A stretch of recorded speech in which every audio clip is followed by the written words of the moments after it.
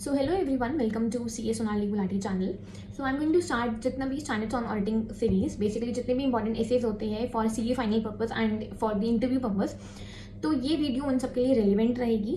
So आप basically I'm going to start with essay 200 जिसका नाम है overall objective of an independent auditor and conduct of audit in accordance with the essay. So basically ये जो entire ऐसे है हमें सीक्वेंस में याद करने की ज़रूरत नहीं है, क्योंकि ये एंटायर ऐसे जनरली नहीं आता. क्या आता है, क्या पूछ जाता है इसमें, जो इसके छोटे छोटे सेक्शंस होते हैं जैसे independence, professional scepticism, ethical requirement, ये जो छोटे छोटे सेक्शंस होते हैं वो हमें अंडरस्टैंड करने की ज़रूरत है. और जैसे हम इसको अंडरस्टैंड करेंगे हमें ये अपने आप याद हो जाएगा. तो हमें बार बार क्या करना है, बार बार इसको सुनना है, बार बार इसको देखना है इस ऐसे को, ताकि हमें बेसिकली ये अपने आप ऐसे याद हो जाए. क्योंकि इसको हमें क्रैम नहीं करना सीक्वेंस वाइज, हमें बस अंडरस्टैंड करना है और फिर अंडरस्टैंडिंग के साथ हमें इसको लर्न भी करना है. क्योंकि जनरली क्वेश्चंस पूछे जाते हैं जहाँ पे हमें इनके जो इस ऐसे के जो पॉइंट्स होते हैं, सेक्शंस होते हैं, उसको लिखना होता है. जैसे कहीं पे हमें लिखना होगा कि प्रोफेशनल स्केप्टिज्म के बारे में, इनहेरेंट लिमिटेशंस के बारे में, तो वो हमें कहाँ से मिलेगा, मटीरियल लिखने के लिए इस ऐसे से हमें मिलता है बेसिकली. तो लेट्स स्टार्ट विथ ऐसे 200. ओके, जो ऑब्जेक्टिव होता है इस ऐसे का is to obtain the reasonable assurance कि whether the financial statements are free from material misstatement or not, whether due to fraud or error. Plus auditor का दूसरा ऑब्जेक्टिव होता है टू एक्सप्रेस द ओपिनियन कि whether the financial statements are prepared in all material respects as per the applicable financial reporting framework. तो दो objective होते हैं, first to obtain the reasonable assurance, दूसरा टू एक्सप्रेस द ओपिनियन. अब कुछ important requirements आती है इस ऐसे में, तो let's talk about that. First important requirement होता है प्रोफेशनल स्केप्टिज्म की. ऑडिटर को हमेशा क्वेश्चनिंग माइंड का रहना है. ऑडिटर को हमेशा अलर्ट रहने की ज़रूरत है, being alert end of questioning mind always. तो कहाँ पे किस किस सिचुएशंस में रहना है, जहाँ पे भी हमें कॉन्ट्राडिक्टरी एविडेंस दिख रहे हैं, कहीं हमने प्रोसीजर परफॉर्म करे, हमें कुछ ऐसा लगा कि हाँ इतना ये मैटर ठीक है, हमारा मिस्टेक नहीं है, कुछ और प्रोसीजर्स करें हमने, हमें लगा नहीं यहाँ पे फ्रॉड हो सकता है. तो जहाँ पे भी कॉन्ट्राडिक्टरी एविडेंस दिख रहे हैं हमको, वहाँ पे हमें अलर्ट रहने की ज़रूरत ज़्यादा है, क्वेश्चनिंग माइंड होने की ज़्यादा ज़रूरत है. रिलायबिलिटी ऑफ डॉक्यूमेंट्स की डॉक्यूमेंट्स रिलायबल है या नहीं है, जो डॉक्यूमेंट्स पे सिग्नेचर है वो फोर्ज सिग्नेचर तो नहीं है. तो reliability of documents, contradictory evidence and ऐसी कंडीशंस दैट में इंडिकेट फ्रॉड. फॉर एग्जाम्पल कि अगर मान लो कल्यूजन हुआ है अमंग एम्प्लॉयज़, कुछ भी एम्प्लॉयज़ ने कल्यूजन करके ये डिसाइड कर लिया कि हम पीओ को डिवाइड करके 2 लाख का नहीं 1 लाख का कर लेते हैं. क्योंकि अगर पीओ जैसे एग्जाम्पल 1 लाख से ऊपर जाता है तो हमें हायर अथॉरिटी की ज़रूरत पड़ती है उसको ऑथराइज कराने के लिए.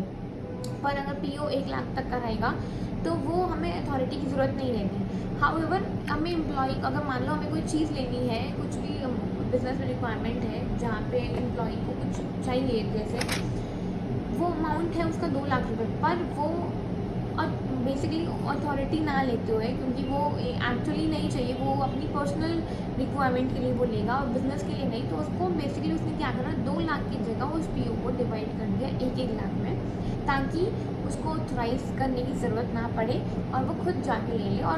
और वो बेसिकली वो अमाउंट मटीरियलिटी में भी ना आए, वो अमाउंट ज़्यादा नज़र में भी नहीं आएगा. ठीक है.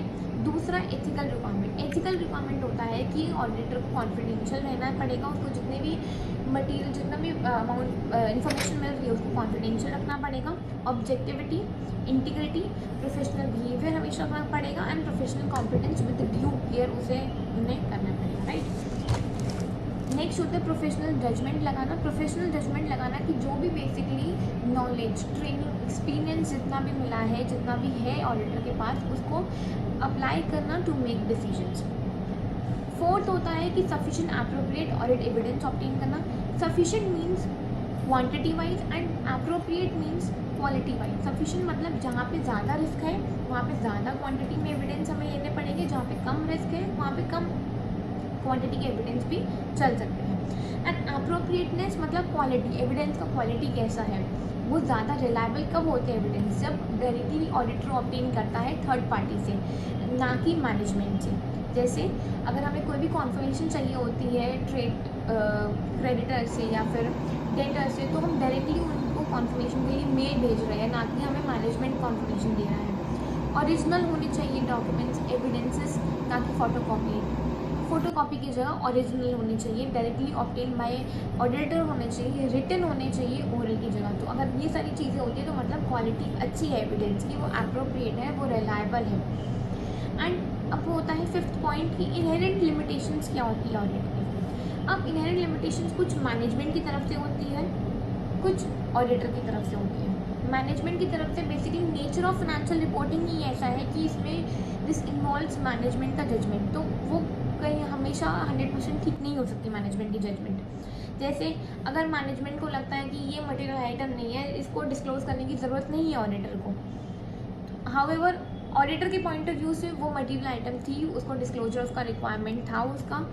तो नेचर ऑफ फाइनेंशियल रिपोर्टिंग ये ऐसा है कि दैट इन्वॉल्व्स मैनेजमेंट का जजमेंट। दूसरा नेचर ऑफ ऑडिट प्रोसीजर, कुछ हमारी तरफ से गलतियाँ। ऑडिट प्रोसीजर ऐसा है कि बेसिकली हम जो ऑडिटर होते हैं वी कैन नॉट चेक 100%, तो हम सैम्पलिंग बेसिस पे we obtain the reasonable assurance. हम हर एक एसेशन को, हर एक लेजर को जाके 100% हम चेकिंग नहीं कर सकते ऑब्वियसली। तो नेचर ऑफ ऑडिट प्रोसीजर। और थर्ड होता है फ्लर्ट। फ्लर्ट मतलब FLRIT,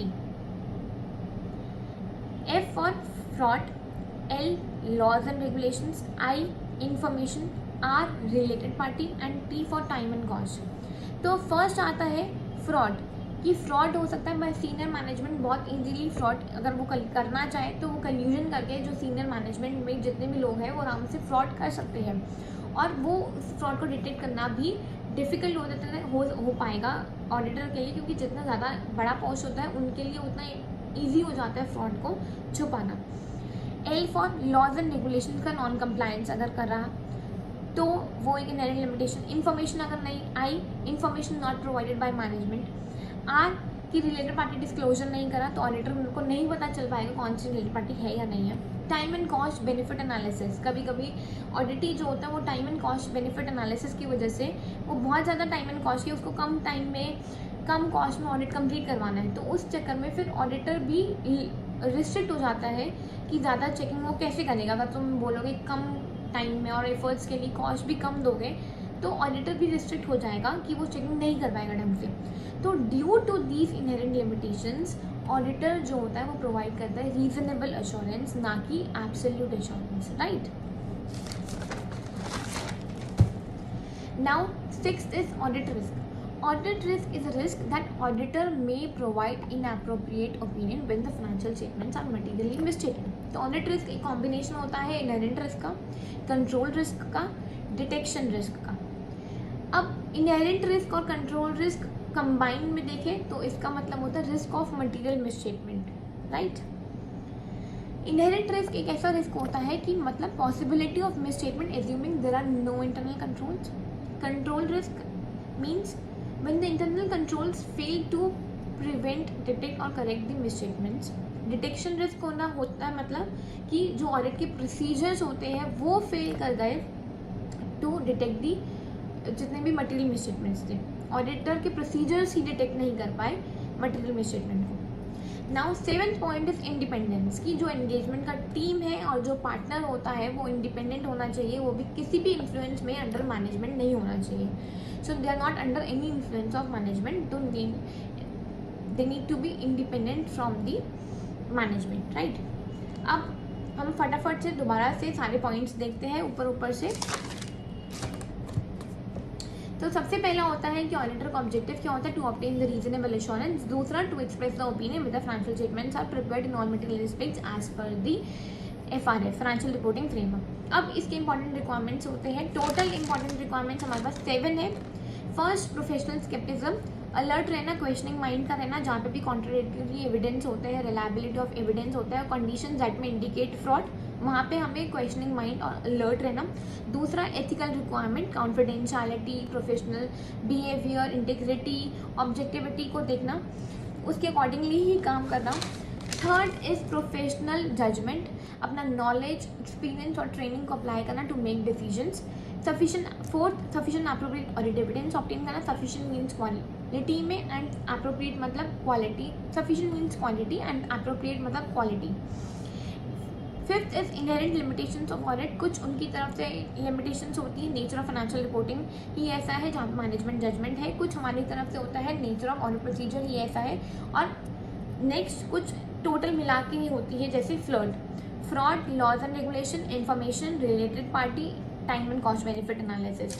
और इन इनहेरेंट लिमिटेशंस की वजह से भी fail to provide absolute assurance, और हम प्रोवाइड करते हैं रीजनेबल एश्योरेंस, राइट। सिक्स होता है audit risk that auditor may provide inappropriate opinion when the financial statements are materially misstated. और ऑडिट रिस्क कैसा होता है, inherent risk, control risk, detection risk, इनका कॉम्बिनेशन होता है audit risk. Independence, engagement team और एंगेजमेंट पार्टनर जो होता है वो इंडिपेंडेंट होना चाहिए, मैनेजमेंट के किसी भी इन्फ्लुएंस में नहीं हो।